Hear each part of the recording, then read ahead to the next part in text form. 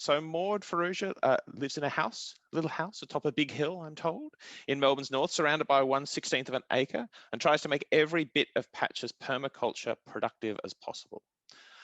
She started her journey at 16 with John Seymour's book Fat of the Land, and decided then and there that she wanted to be a subsistence farmer.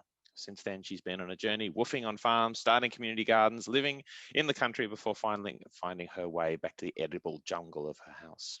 One of her current passions is starting a micro bakery from the back room of her house, which you'll hear about today, and helping launch a local food co-op. Fantastic. And without further ado, I will hand over to Maude. Hello, everyone. So nice to see you all here. So nice to see lots of my community here, and even some of my crowdfunding supporters and bread testers. A year ago, I don't think I, or probably anyone, could have imagined we'd be here on Zoom, but me particularly, sitting in a micro bakery in what used to be our back room. And yeah, I feel like the journey to this point has been quite a fast journey over the course of 2020, but also a slow burn journey with my relationship, I suppose, with bread. We grew up eating sourdough. As I said in the video, my dad's Maltese, so bread is like one of our major food groups. And I've always loved good bread. We moved to Heidelberg Heights about 4 years ago, and there was nowhere to buy good bread here. And so I kind of rekindled my love of sourdough baking, which I had been on and off doing for the last few years. And if there are any bakers here, I guess you will know that looking after a starter is often like looking after a child. And yeah, I've had 2 kids over the last 6 years, and so my baking has been kind of on and off with that. But moving to Heidelberg Heights, we really, started baking again, and just to get good bread. So I'm kind of interested in what's brought people here today. If people are here because they're bakers or fellow baking nerds, or if people are interested in the idea of local economies and micro businesses. And if you, maybe people could just pop that in the chat as we're talking, so we can kind of skew the discussion, I suppose, towards where most of us are at. I'm going to talk a bit about micro businesses and my personal rejection of the idea of, exponential growth economics. And then at the end, I'm going to talk more about sourdough and the nuts and bolts of that. So I'll just look at the chat. Yay, there's another baker. Great. This is cool. Food is love, that's true. Cool, there's lots of bakers. So where was I rambling at?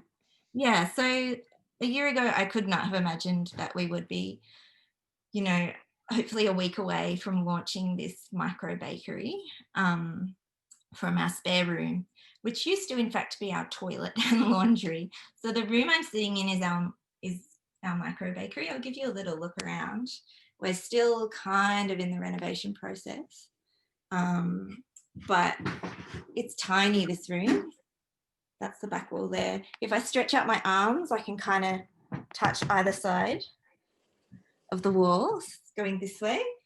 And to give you an idea of the length, we used to have a double futon in here and we couldn't close the door. So it's a really small space.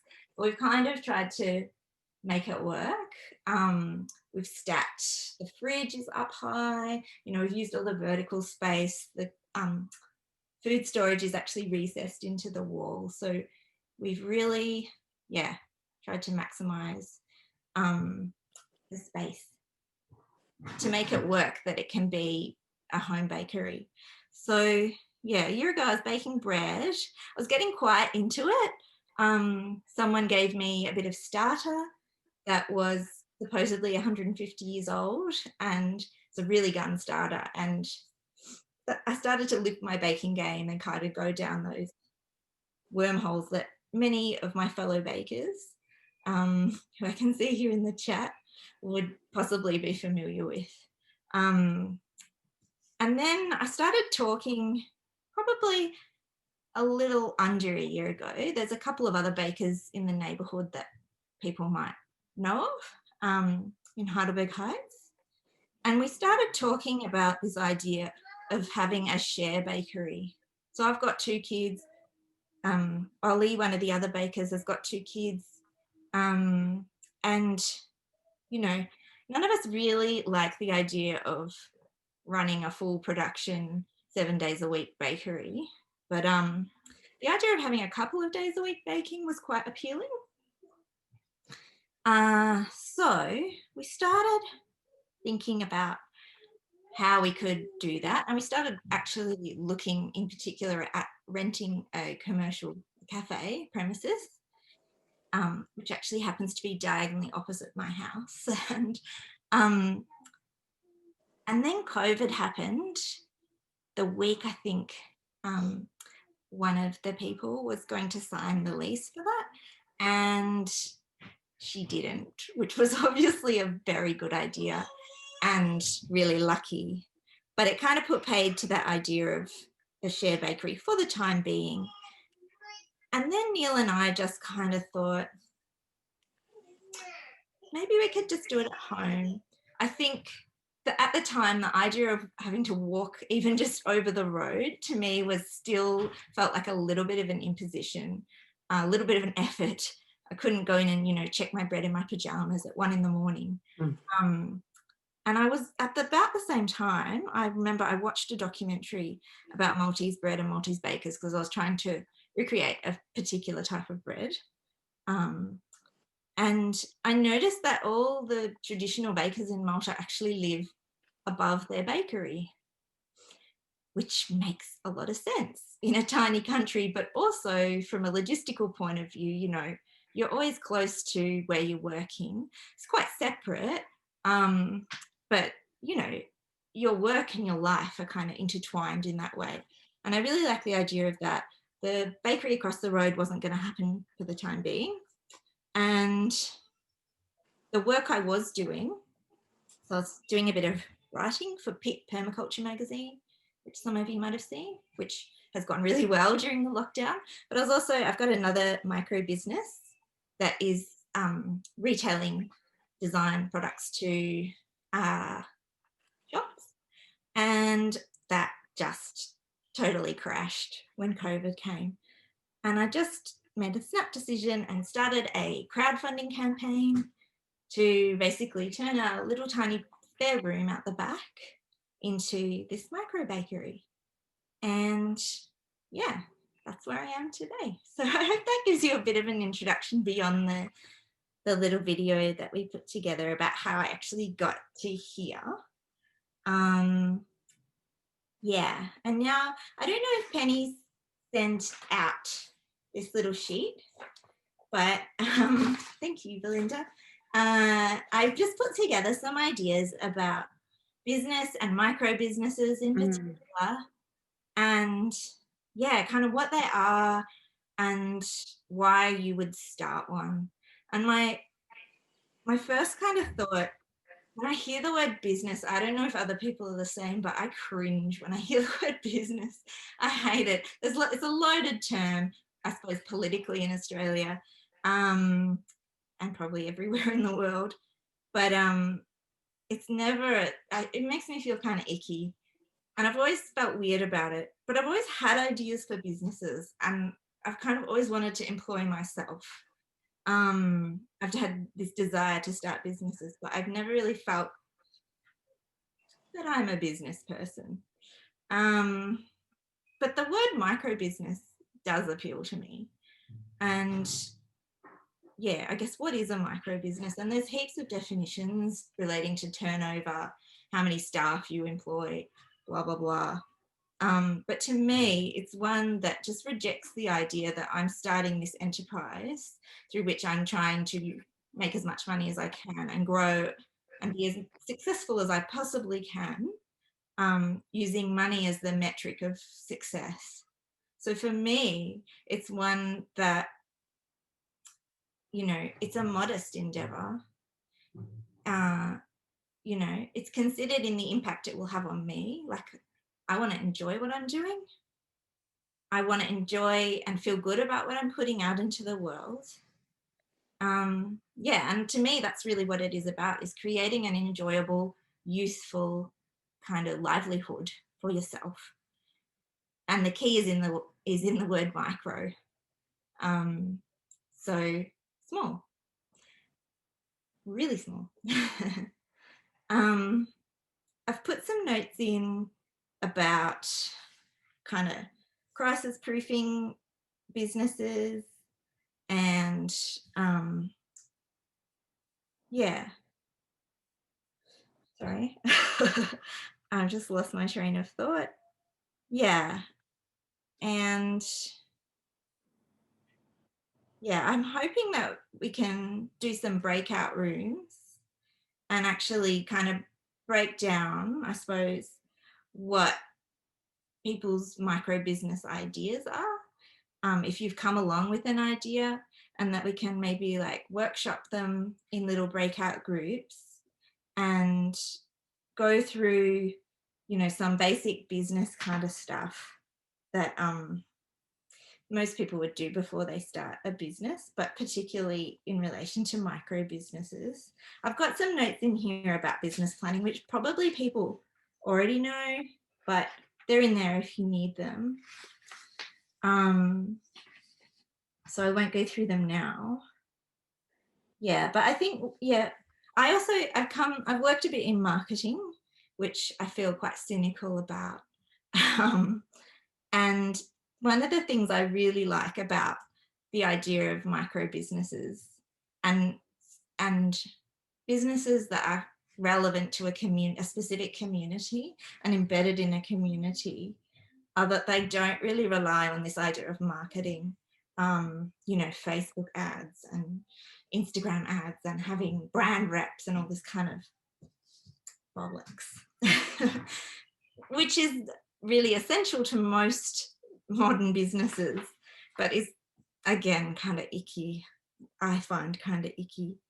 And when I think about, you know, marketing and micro businesses in communities, is that they're relying on word of mouth marketing. So, which is like real conversations between people, maybe over the fence or, you know, in the neighborhood. And it's cheaper, for one, word of mouth marketing.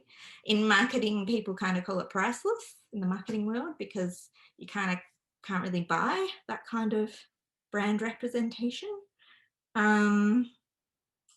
Yeah, so that's one thing I really like about it. And I think tying into that, like obviously people's business ideas might go beyond this, but I think looking at what are things that your community actually needs, if you want to have a successful business selling within your community, you're really going to need to think about what are the essentials. And I think COVID's really brought this into clear relief is what is essential and what is not really essential. You know, we saw the supermarket shelves emptying of flour and people desperate for haircuts. Who knew that was essential or non-essential during a lockdown? So thinking about like what are the things that people really need. Health professionals. Oh, April's saying that's tricky. Totally. But I think, yeah, that was definitely something that as a society is clear that, you know, we value is care, caregiving, healthcare, teachers, stuff like that. And that doesn't obviously necessarily fit into the idea of this micro business model because they are society kind of wide things. I'm just trying to look. Oh, thank you. I shouldn't feel guilty. That's very cute. Thank you, Tanya. Yeah, so sorry, I'm sidetracked again by all these interesting chats. So there's a question, Maude, about the crowdfunding. Oh, yeah. Coco asked whether you could speak a little bit more about the crowdfunding process. Yes, that is a very good idea.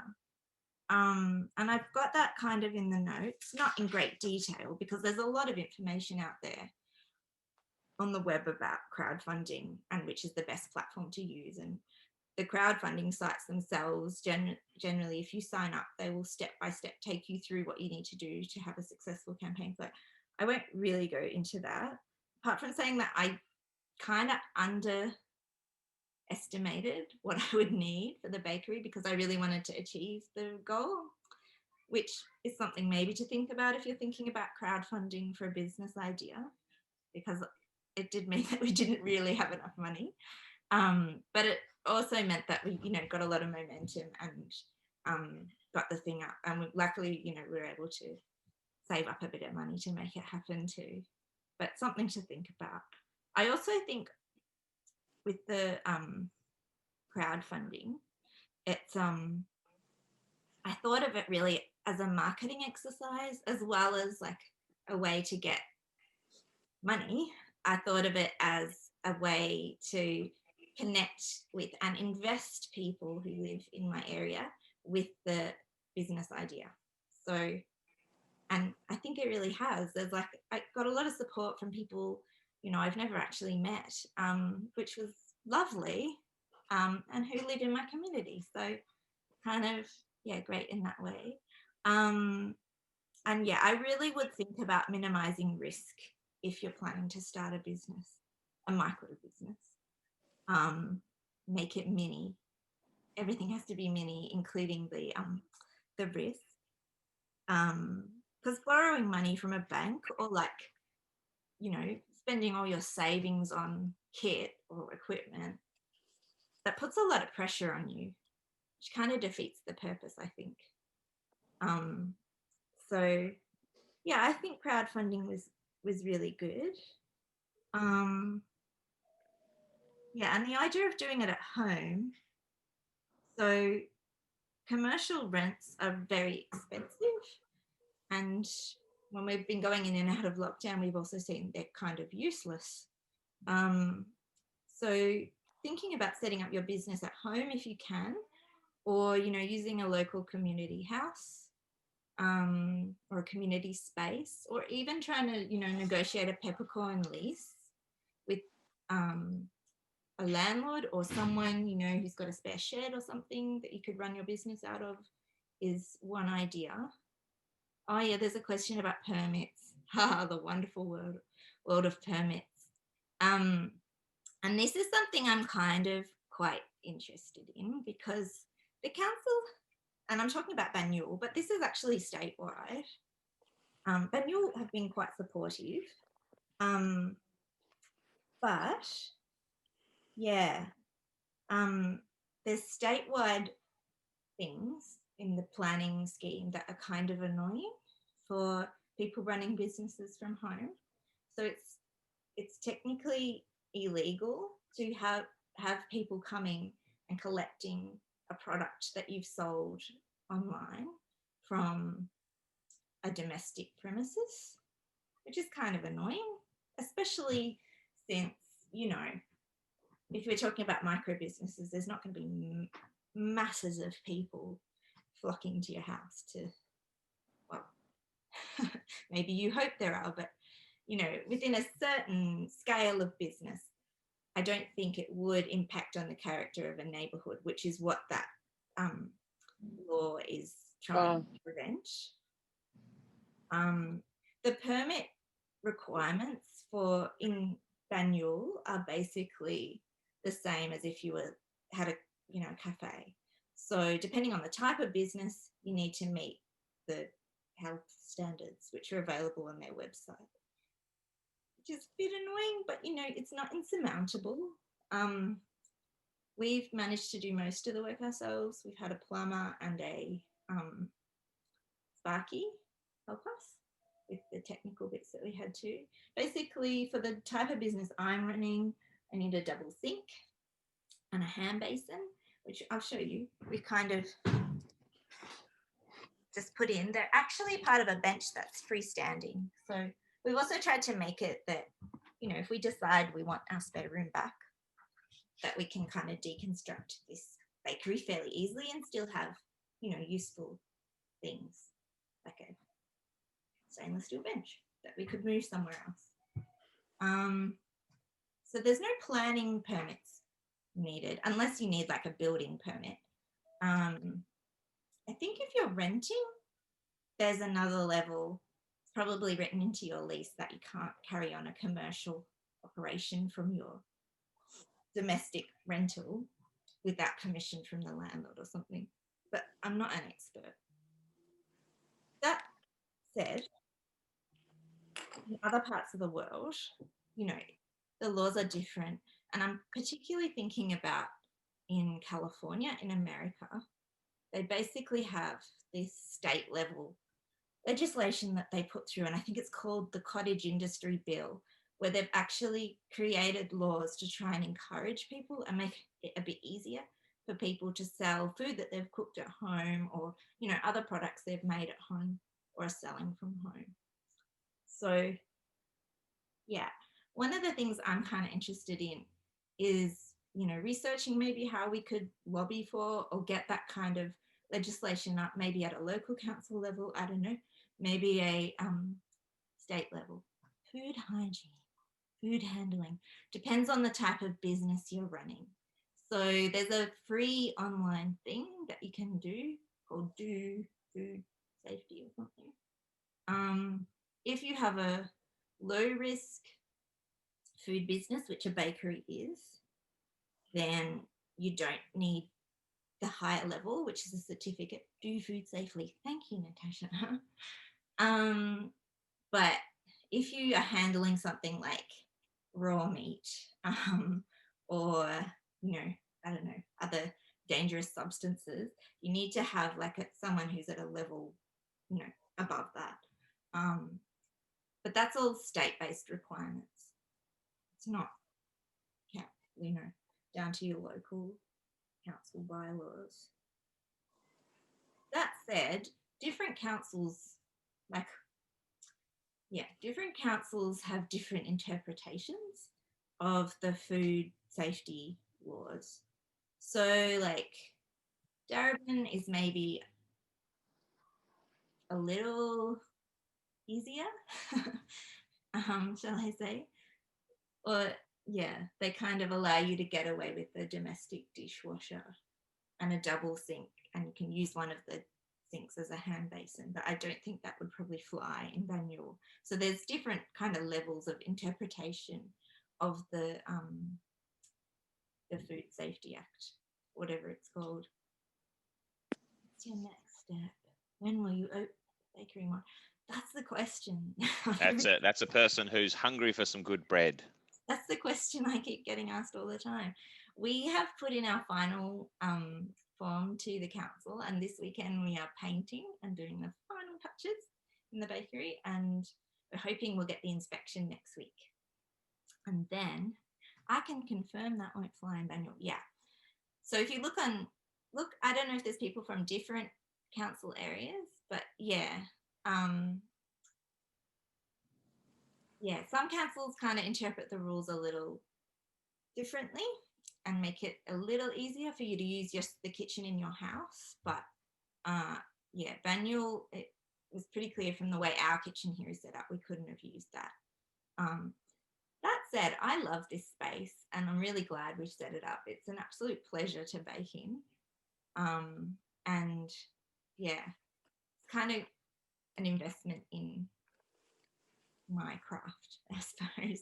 So I don't really see it as, you know, we were thinking, could we just do it in our normal kitchen? And that became clear we couldn't.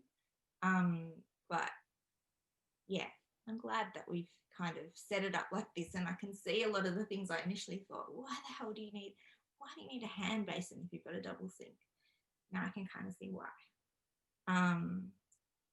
Yeah, so Makoto is saying, are you selling to cafes and restaurants? That's something I've got in the notes, which no is the short answer. So the business I've been running is Cheerio Paper Co, and we have been wholesaling to shops in the last 2 or so years. And basically, you know, it's not a very good way to make money. You have to sell lots of stuff to make money doing that, because shops put 100% markup on your wholesale price. So, you know, I think it's much, I'm just going to be selling directly to my customers. Then I get a relationship with the people I'm selling to, which, you know, I value. I don't love dealing with shopkeepers all the time in my wholesaling that I've done. And yeah, you get more money in your pocket, basically. I've spoken to another micro bakery that's like a massive operation, still home-based in Elwood, which is Elwood Sourdough. And basically his first advice to me was like, do not try and wholesale, like, especially with something like bread that has a shelf life and is not a very high value product, you know, and operating on that small level, that does actually make a difference to your profits. If you're not making stacks of bread, wholesaling, it's kind of pointless. So no, I'm not going to be wholesaling, and that's a decision I've made. And it's for everyone here with an idea for a micro business, that's something you really need to think about. How many loaves would I bake in a week? Another question that everyone wants to know, and I don't really know the answer to. One thing I will say is I've really limited myself with the fridge size, and if I were going to do this again, to anyone thinking of starting up a micro bakery, and anyone who does like a long slow ferment, cold ferment in the fridge or in a retard prover overnight, get a big one, because that's the main limiting factor. You know, once I've got a little mixer here, and I've got the Rothko oven, and once you've kind of got those things, it's not such a big, the difference between, you know, making 3 loaves and making, I can't do maths, whatever, 23 loaves is not that big in terms of effort. So, you know, you may as well maximize what you can do in a reasonable way with the other equipment like the fridge or the number of bannetons that you have or tins or whatever. Yeah, I've kind of done the maths, and yeah, I think I will be baking more than 100 loaves a week eventually. But yeah, I don't really want to be baking more than 3 days a week. So that's kind of, yeah, whatever I can kind of do in that space of time and have fridge space for, then I will do that. But yeah, 3 days is kind of my idea of a good balance. You know, I have other interests outside of baking. I don't want to be doing it every day. Maybe some people do. I don't know. But yeah. Yes. Close the door on the business. Very good point, Avril. It is good to have separate, if you are going to work from home, have separate spaces.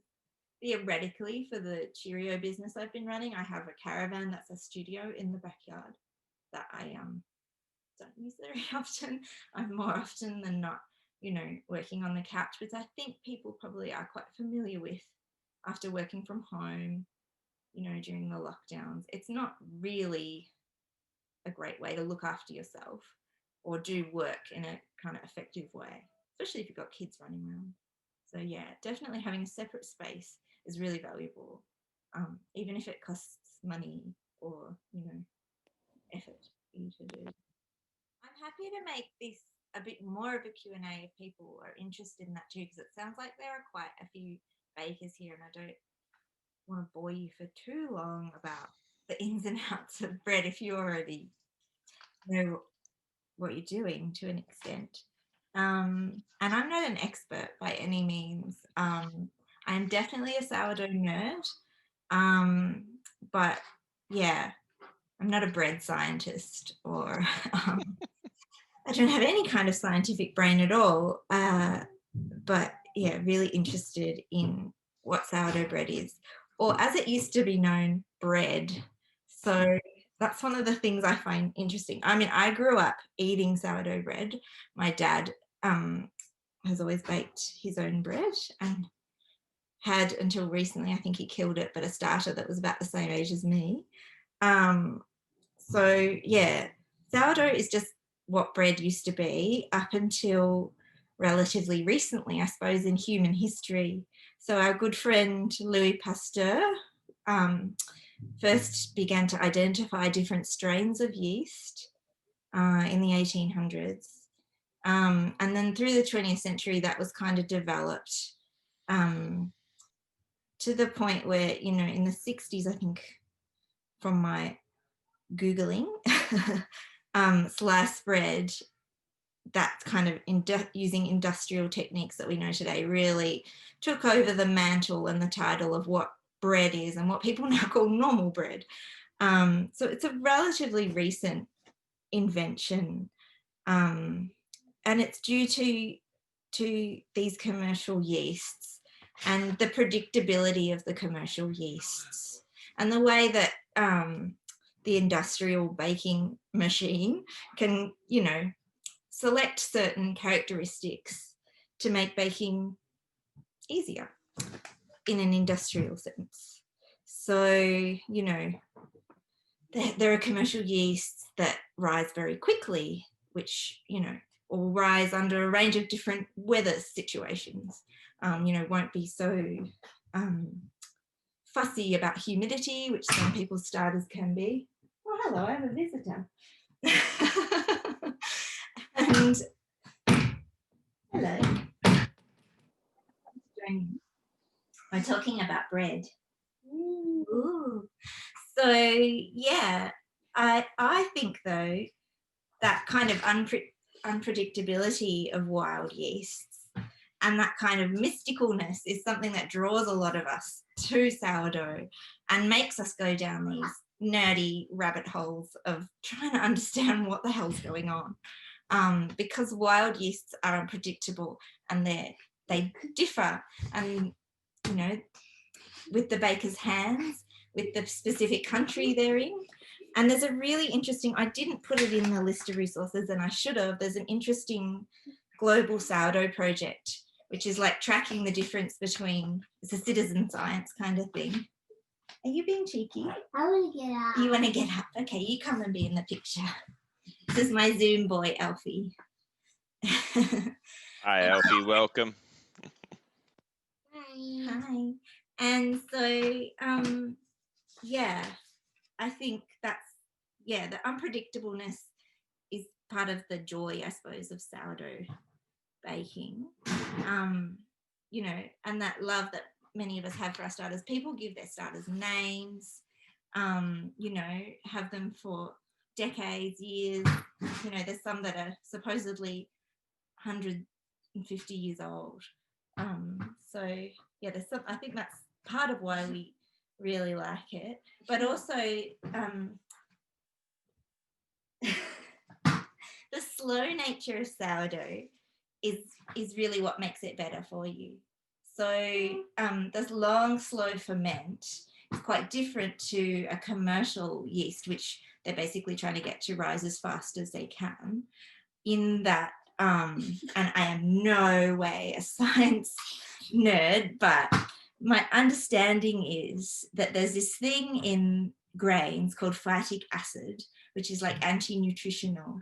And the long, slow ferment means that the lactobacilli, which is like what we have in our sauerkraut and yogurt and stuff like that, there's a high number of that, and that neutralizes the phytic acid, which means it's basically more nutritional, more digestible. Do you want to say bye?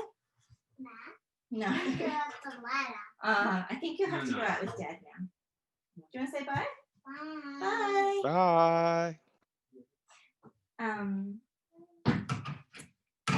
Sorry about that. It's part of 2020 though, isn't it?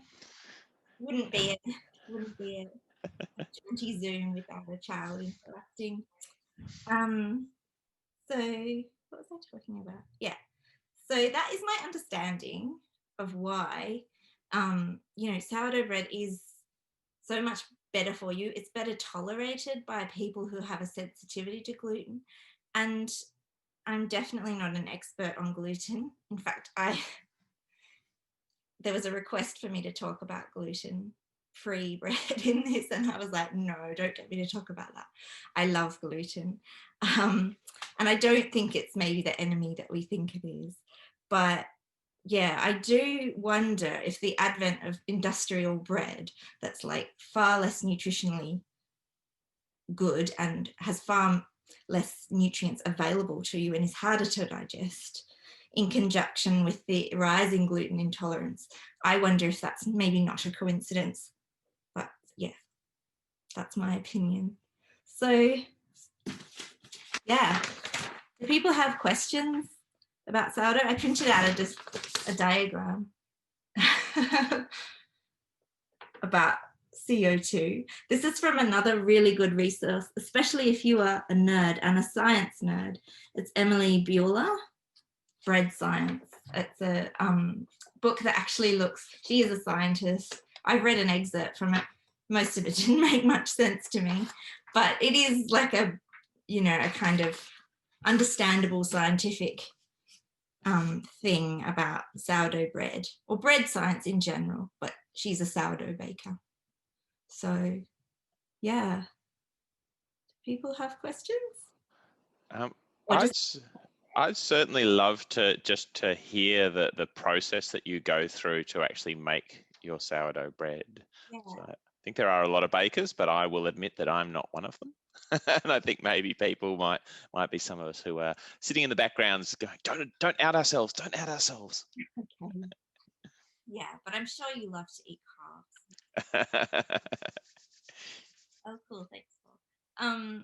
Yeah, so it's a long process, and originally we did call this little micro bakery slow dough because we really wanted to, I guess, ham up the slow process that we go through. And it is a days long process making the sourdough, which if you're running an industrial bakery is extremely inconvenient.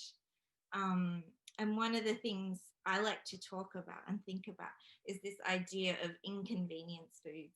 So we have convenience foods, but actually I think my goal is to try and make inconvenience foods, foods that I put a lot of effort into and time and planning. And it's not necessarily more time in terms of active time than it would if I was using a bread maker or something. But it's more thought out and more planning, and the slowness of it actually is very important to the development of the gluten, and to that fermentation process that breaks down the phytic acid. So my process would start kind of 2 days, or the night before, 2 days before I bake. I'll refresh my starter, which I use a stiff levain, which is kind of like, in Italy it's called a biga. I think in France it's called the mother dough, and in Malta it's called the mother dough too. So it's a stiff starter, and it's like, it's when you refresh it, most starters are like a liquid that it's kind of like the same amount of water, the same amount of flour when you feed it. But mine is a stiff one, and it's half the amount of water and the same amount of flour as the weighed measure of starter to be refreshed. Does that make sense? Yep. In terms of like hydration percentages and stuff like that, I think that makes it like a 50% hydration starter. So it's very doughy and kind of stiff. It rises more slowly, but kind of more calmly, I like to think of it. So yeah, it sort of rises over the course of the night, and then the next morning I will weigh out my flour and water for whatever bread I'm going to bake, And then I would do the Autolyse, which is, why did I change my name to Dougharty Baker? I'll talk about that later. So that is mixing the flour and water without the salt and without the starter, letting it hydrate the flour before you mix in those other elements. There is some science behind why you do this, and you let it sit for about an hour. I don't really understand why, but I do understand the difference it makes. And with your hands, you can really feel when you do the Autolyse, and then, you know, an hour or whatever later, you add in the starter, and then a bit later, you know, half an hour later, you add the water, the salt, and each time adding a little water to incorporate those ingredients. You feel the dough come together in a completely different way. And I think that's one of the lovely things about sourdough, is it's a lot of it is about feel and feeling the dough. And through doing that and through doing these different steps, you kind of begin to understand the flour and the way it works. So you do the Autolyse, and it just means without having to do stacks of kneading and whatever, the gluten develops in that hour or 2 hours or whatever. Autolyse at the start without you manipulating it, and then you add those things, it comes together, and then I do a few more turns. So I'm not kneading the dough. I'm not anymore kneading it, doing the folds and turns by hand. I'm doing them in my mixer because I was giving myself carpal tunnel. But it's a spiral mixer for bread nerds, which is the one that bakeries typically would use, rather than a planetary mixer, which I think would overmix your bread. So it's a gentle commercial mixer, a very tiny one that I have. Yeah, your planetary, I think, is more for cakes and stuff like that. And yeah, once it's mixed and had those turns happen over the course of the day, and then it's left to rest for a little while. Again, the unpredictability, the weather, it's totally weather dependent. You know, it might be on a hot day, half an hour. On a cold day, it will be hours. And if it's humid, that'll affect it too. So I've got a little temperature gauge in here that tells me that this is really what bread nerds need. So a temperature gauge with humidity on it is a really helpful tool. And for a while, I was tracking that, you know, noting it down and seeing what differences it kind of made on my dough and the times that I used. And I think that's a really good tip if you're struggling with your bread and your starter. And I read this comment like years ago. It's Richard Bertinet, who's another really wonderful baking guru. And he was going on about the weather, and I just ignored it. You know, I thought I can ignore that piece of information, but it's so important. Do I add the starter in the Autolyse? No, and I don't know why people do, because I think that defeats the purpose, but I know some people do. So yeah, and tips for a good starter. The same applies, like the weather will impact your starter. I like the using a stiff levain. Tanya's just asking about tips for a good starter. Hers failed. Yeah, and also just maybe get one from someone. If you can get some from someone that's already working, there's no need to start it from scratch. So many people have, you know, gunning starters, and if you get it and you feed it regularly and look after it, it will be fine. There's that thing of starting it from scratch. I mean, obviously you can do it, but I think like you're making your life hard. If you can get a really good colony from someone that's got yeasts that are already working, I reckon that's the way to go. If it's failed, like you don't want to be put off just by your starter. That's, yeah, make your life easy. Can starters go bad? Yes, but they can come back from the brink. Like when I had my daughter, she's 20 months now. I took a bake from baking and I put my starter in the back of the fridge, and it was disgusting when I got it out. And yeah, you can totally scrape the top off. If it's been going well before, you can bring it back to life. It might need a bit of mollycoddling. You might need to chuck out, you know, discard quite a lot of it into your compost before it comes good. But if you keep looking after it, then yeah, you should be fine. Yanni's asking, do I use a white flour mix? Pure spelt rye bread flour is very hard to get dough texture right. Yeah, they have less gluten in them. So rye, they have gluten in them, but they have less. So spelt, rye, I use Khorasan flour. They're these kind of ancient grains. And they're lovely, but yeah, they will change the texture of the bread. And they have, you want the protein texture. So we talk about strong flour. That's bread with a lot of protein in it. So definitely I would be using, most recipes, I would be using, you know, some strong flour in it to give it the structure. That said, I do one with Khorasan and spelt. But yeah, it does have a different texture. And I think with rye in particular, it's something maybe we're not so used to here in Australia, the texture of 100% rye. Rye has a really pasty texture, which I really like, but I think it's a surprise to people because also, like, you know, when you buy bread and it says wholemeal or it says rye or even spelt, it's not actually necessarily 100% of that grain. In fact, I would say quite rarely, unless it says 100% this, I would doubt highly, even if it's a fancy bakery, that they put 100% of that in, because you'll find, especially with, you know, rye and to a degree spelt and wholemeal, they'll really change the texture of your bread to something different. Yeah. Paul grinds his own flour. You said you weren't a baker, Paul. I'm not a baker, but I'm a grinder.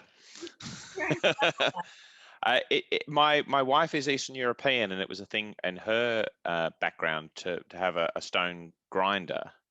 But I've always wondered how you can buy wheat for whole wheat flour, but how do you grind strong flour? It's the type of wheat. So it's to do with the type of wheat that you're growing it, and not growing, buying from a grower. And my understanding is that most Australian wheat is, you know, harder than like many European wheats. But yeah, there are grades of hardness or strongness, and it would depend on what you bought. But that I've got a grinder and I have bought wheat to grind, and they just sell it as wheat. So there's no way to kind of know, probably unless you're really into it and you're approaching the grain grower or the distributor to know that. And I think also, like, it can vary depending on how the season's gone. Like I know a lot of bakers will be like, oh, my flour's changed, you know, like, you know, it used to be a lot stronger or it's too strong. So I think like the season can affect the wheat, basically. So a product that you might buy might change from year to year a little. So I don't know how you would do that. You also had a couple of questions about types of bread. I noted that you said it depended on what type of bread you were making, and Makoto wanted to know what your favorite type of bread was. That's a good question. I think it just changes all the time. I really like white bread, which is evil, I'm sure to say. Not fluffy sandwich square loaf, but Maltese bread is traditionally that really crusty bread with the soft, wholly white inside. So that's probably my favorite. Yeah. Jenny is finding that her bread gets quite dense the day after. Yeah. Most people, and I think most bakeries will say that actually usually it gets easier the day after, because if you're making a high hydration loaf and it's quite moist, you shouldn't cut it, as soon as it's been baked, because there'll be too much steam and moisture. And then it's actually easier the day after. Well, I don't really have an answer to that. Does anyone else? People can jump in if they've had the same problem, and maybe. Does it have to do? I noted in your video that there was a lot of steam in your oven. Does it? Are there special types of ovens that hydrate whilst baking? Because I find I have incredibly crusty. I know I said I'm not a baker. Incredibly crusty bread, which is good initially, but once it cools down, not so much. Okay, and then it's too crusty. Is that what you're saying? Yeah. Yeah, so the steam is really important in baking, and there's ways to replicate that in your home oven. People will, I used to put rolled up towel, little face washers, in a tray and pour boiling water on them and have them shoved in under the bread while I was baking it.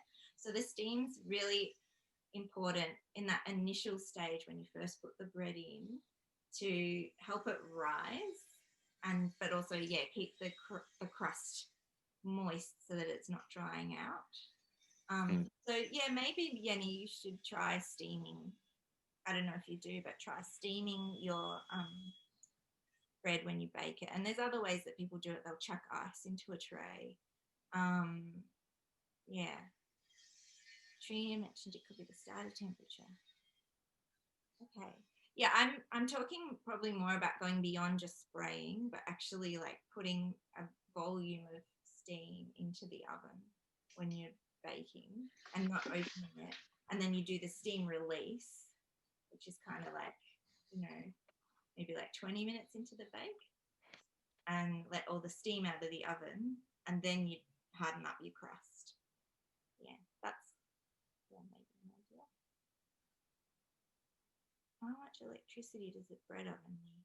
That's a good question. I wish my partner Neil was here to answer that, because he's the electricity nerd.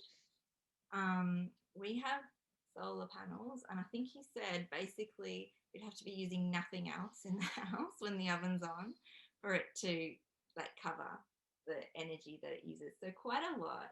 But the really good thing about it is it's got stones in it, so they take up all this heat. So you preheat it for 2 hours, and then when everyone's asleep, at 5 a.m, and then you virtually turn it off for a lot of the bake and just let the stones do the work in this Rothko. And then, you turn it up in the middle of the bake and get your crust, and then turn it down a little bit at the end. Just kind of cook through. Does the hydration percentage of the dough affect the openness of the crumb? Yes, absolutely. And I think if you really want to get, an open crumb in your sourdough, you need to make a high hydration dough, which is, I think, around 70 to 80%. And then you will start to see that open crumb. But there's other factors too. So you don't want to be over manipulating the gluten in the bread, because I think basically if you over knead, the gluten becomes more uniform. So you'll get a more uniform crumb of those little kind of holes, that cakey kind of texture. But if you're wanting a more open crumb, it's this horrible, you've got to find the sweet spot kind of thing. You develop it to a certain point, but you don't want to overdo it. And I think you really just kind of get the idea of that through just doing it and making them a few mistakes and realizing, okay, that's what the dough feels like when I've overdone it. I think Lisa has a question. No, it's more a comment, because I've dipped in and out of baking sourdough probably for the last 10 years. And each time I develop something and then I put it aside, and I think it's got a lot to do with the yeast. If you not have the crumb texture, I mean, if the yeast is too, it's and it's to do with the smell, because I've been tuning into that.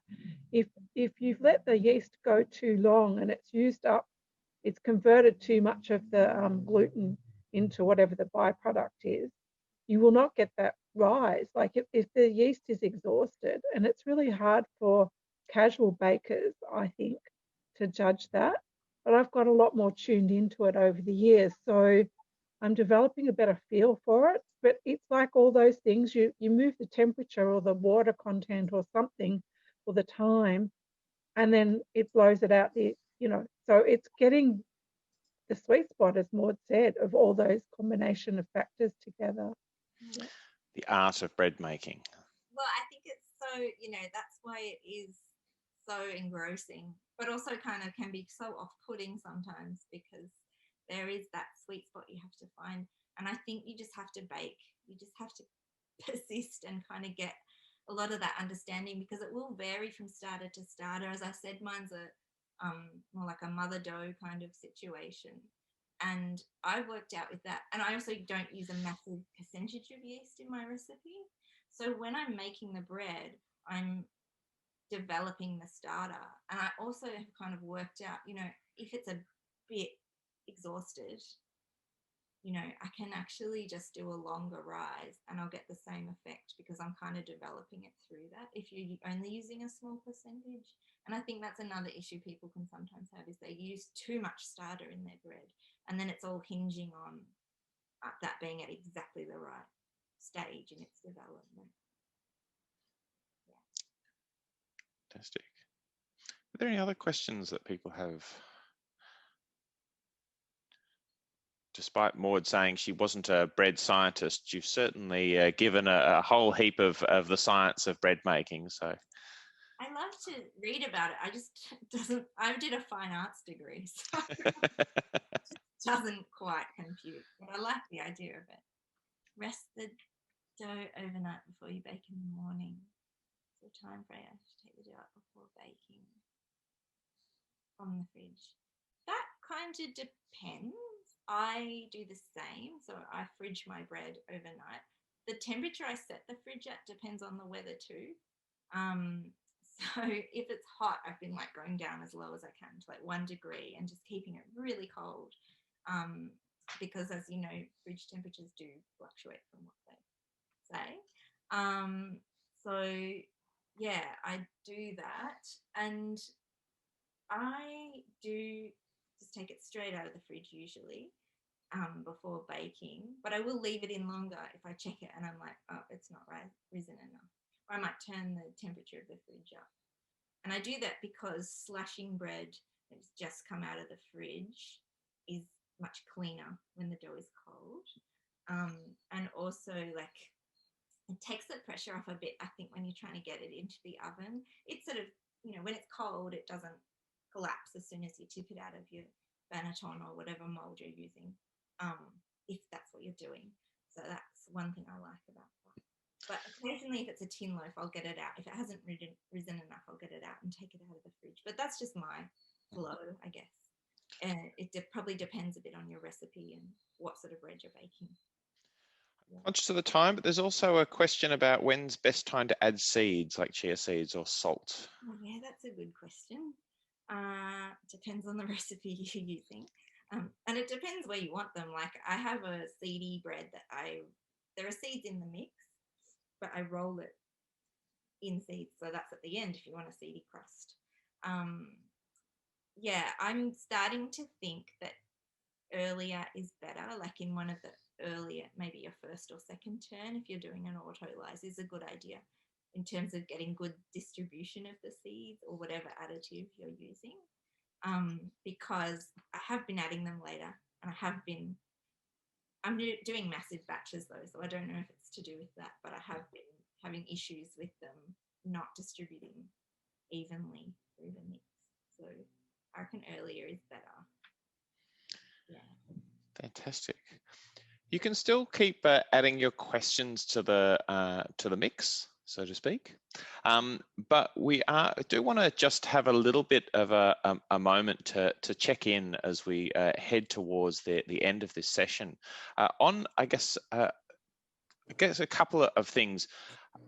We were going to do a little Mentimeter, but actually I wonder if it wouldn't be better to get people to actually just do popcorn style about, sorry, my dog just decided to do popcorn style response, just about what sort of micro enterprises we could have in our community. So for those who aren't sure about what I'm talking about with popcorn, it's just basically whatever comes into your mind. Don't overthink about it too much, but anything that you can think of, like, that'd be great. Switch your microphone on and just put it out into the nether. So the first question is, what micro enterprise could we have in our community being inspired by Maude's experiences? I would like to have the CSA come back, because I know that, what was his name? Tim has kind of moved on a bit. So yeah, that would be fantastic. So community supported agriculture? Yeah. Yeah, fantastic.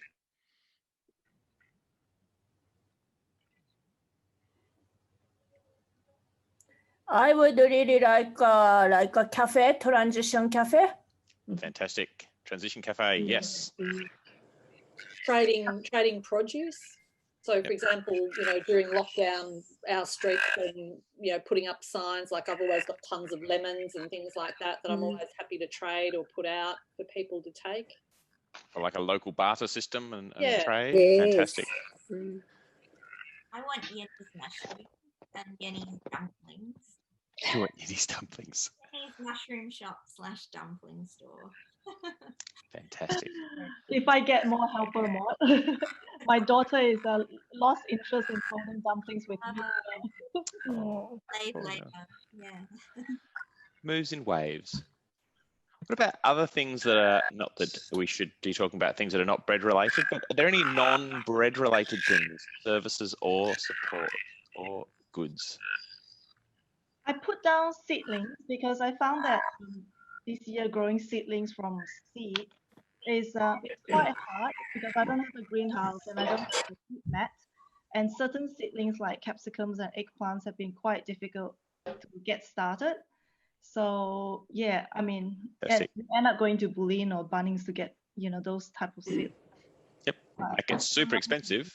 Yeah. Megan. Penny, I've been a half a milk carton with some seed raising mix in it and on our north facing windowsill. And we've had really good success, 100% germination for the tomatoes and Fantastic. yeah, lots of basil coming. So. And seed saving is another one that goes along with that. So like the starter that lasts for a long time, actually you can develop your own local versions of plants. An idea from Kim, like a chicken hatchery. I know a lot of people have been trying to track down chickens during the lockdown. And I reckon that'd be a really good business to have. A city-based hatchery. And clothes. Yep. Like I would like some well-made clothes out of natural materials that are going to last. And I just don't have the time to become a master sewer, although I can do basic stuff. And a bicycle delivery service. Fantastic. There's that compost picking thing that I saw in a movie. You can put your compost out with your bins and yeah, it gets turned into compost that gets used locally. Yeah, fantastic. Excellent. Thank you for all those ideas, and feel free to, like I said, keep putting them in the chat. Just want to bring this session to a close and to thank Maude for her wisdom and her sharing of her experience and the journey that she's been on, and also the inspiration that I guess we're all feeling a little bit. I did say I'm not a baker, but I'm now wondering if I should go and give it a try this afternoon.